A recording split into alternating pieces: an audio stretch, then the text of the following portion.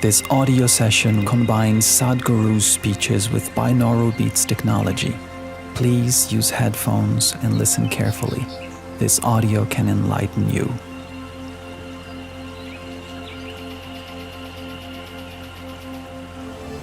The geometry of the existence is such that today modern science is coming up with what's called as the constructional theory. What they're trying to say is the geometry and the design of the atom and that of the cosmos is essentially same. Only the complexity and sophistication has multiplied millions of folds. This is something that we have been saying in yogic system forever, for thousands of years, anda pindanda. This means the individual and the universal is essentially same, only the complexity is multiplying. So if it is in design essentially same, if you get it into right kind of alignment, suddenly it does things that you have never thought it can do. This also, if you just learn to sit right, breathe right, hold everything right in the right place, suddenly this can download the entire cosmos. Yoga means the technology of arriving at this, because to just get the geometry right, just to learn to sit right, this is very difficult for a thinking mind to understand. A yogi spends his entire life towards what is called as asana siddhi. This means he wants to master one posture, only one posture. His entire life he's meticulously arranging, rearranging, minutely arranging it in such a way that if he hits that particular posture, suddenly the entire cosmos is here, not there. For you to get some kind of understanding of this, for example, do you at least see me? Even if you're not listening to me, it's okay. Do you see me? Hello? Can you use one hand and point out where I am? Now this light is falling upon me, reflecting, going through your lenses, inverted image in the retina, you know the whole story. So where do you see me right now? Within yourself. Where do you hear me right now? Within yourself. Where have you seen the whole world? Within yourself. Anything and everything that ever happened to you happen only within you, yes? Light and darkness right now happens within you. Pain and pleasure happens within you. Joy and misery happens within you. Agony and ecstasy happens within you. Anything that ever happened to you happen only within you. Right now somebody next to you touches your hand, you think you're experiencing their hand. No, you are only experiencing the sensations in your hand. Even without the aid of that hand, if you have an imagination, you can create the sensation. Yes or no? Yes, you can. So, you are experiencing everything, whatever you have known, only within yourself. In the very nature of things, you cannot experience what is here. You can only experience the way it happens within you. Or in other words, the fundamental seat of your experience is within you. If the entire human experience is being generated from within you, at least what happens from within you must happen the way you want it. Now, is this the goal of yoga? No. This is a small thing that you need to put aside, that your body and your mind are not an issue. They are stepping stones for bigger possibilities. But right now, people spend a lifetime trying to understand the tendencies of their own body and their mind. 60, 70 years of age, still you are struggling how to handle your thought and emotion, what to do with this. By the time you're 16, you should know how to handle your thought and emotion. But entire life goes how to handle your own thought and emotion. These are not curses, these are the greatest boons that you have. You can bloody think and feel. Yes or no? Aren't these the most wonderful things about a human being? You can think and feel, but this has become a huge problem. And of course, there are fixers in the society. How to fix these things?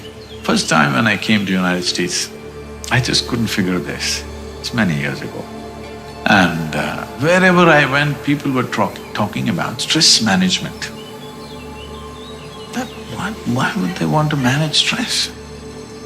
Because in my understanding, we manage whatever is precious to us, our family, our business, our money, our property, whatever else that's precious to you.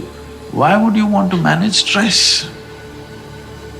It took me some time to understand. People have concluded that stress is a part of their life. Stress is not a part of your life. It is just that you don't know how to handle your own thought and emotion. You don't know how to handle your memory and your imagination. All the wonderful things that you have as human beings, which other creatures don't have, which set us apart in every way. What is beautiful about a human being is, we can remember everything. We can project into future, we can create a world of our own the way we want it.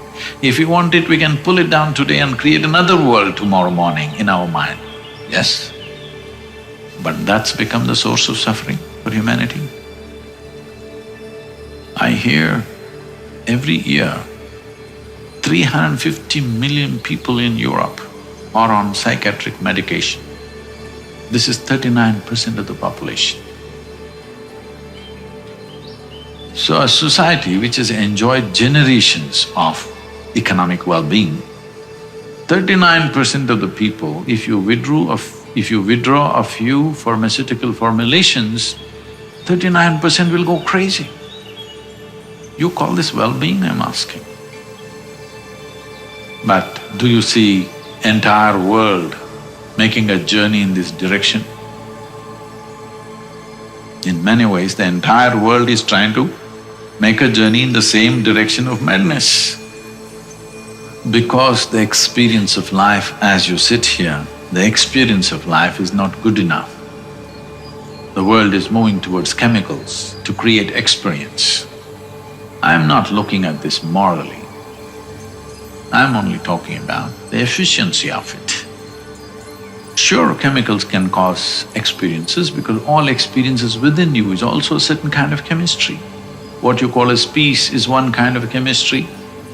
What you call as love is another kind of chemistry, joy is another kind of chemistry, anxiety is one kind of chemistry, madness is another kind of chemistry. There is a chemical basis to human experience, no question about it. Now there is a way to take charge of this, that you make yourself in this way that you are not an issue. If you are not an issue, you can handle any issue. Now the problem is you yourself a big issue. Everything, every gift that is been given to you, every faculty that's been given to you is a big issue. Your cerebral capability itself is a tremendous issue, isn't it? This is the greatest gift, but it's become an issue, it's become a problem. This is because there is no yoga. When I say there is no yoga, don't think I have to stand on my head, that's why it's not happening. No. No yoga means there is no union. You become too much of an individual. You started believing that you're an individual. Somebody thinks you're an individual, that's his problem. But you think I'm this, I'm a world by myself, then life will give you treatment. That's the treatment that is going on right now, suffering. As a generation of people, you're experiencing more comfort and convenience than any generation ever in the history of humanity. Do you agree with me? But whining like crazy because life is giving you treatment. It's giving you treatment because there is no yoga. The boundaries of who I am has become so rigid that life will tell you in its own way. We can do one simple experiment right now. Put these hands together with your eyes closed, just intensely rub these two hands together for a minute, like this.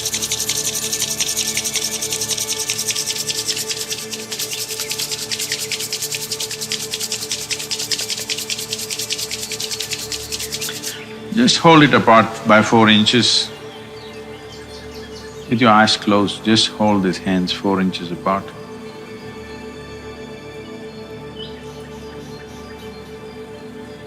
Something happening between the two hands?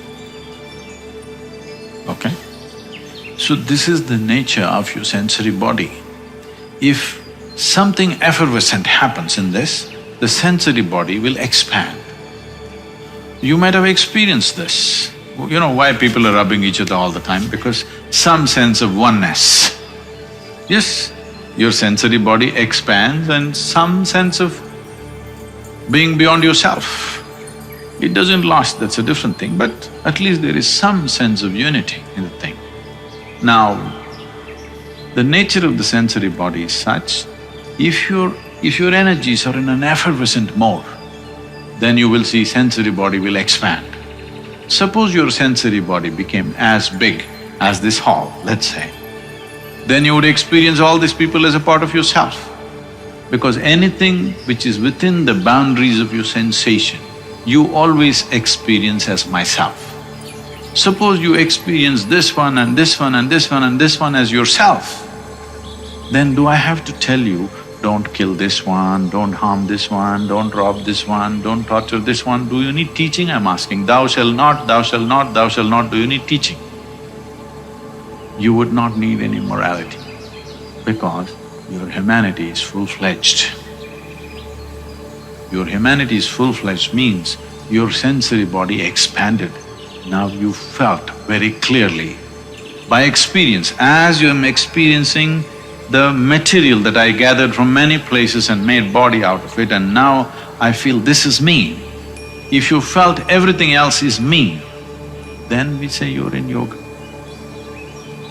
If your sensory body became as big as the cosmos, the entire universe you felt within yourself, then we say you are a yogi. Because your idea of being individual is a very convoluted idea, because you can't exist for a moment as an individual by yourself without the support of the entire structure, isn't it? The entire system is constantly working to just make you breathe and be alive here. So, this sense of individuality is the basis of everything. All the crookedness, all the evil, all the violence is simply because this is me, that's somebody else, isn't it? Yes, fundamentally, this is me, that's someone else, I don't care what that is. If I experience this is me, then nobody has to tell me how to be. Nobody has to teach me what I should do and what I should not do. If you experience everything as myself, when you experience everything as myself, then we say you are a yogi. That's what being a yogi or being in yoga means, not just turning and twisting our bodies.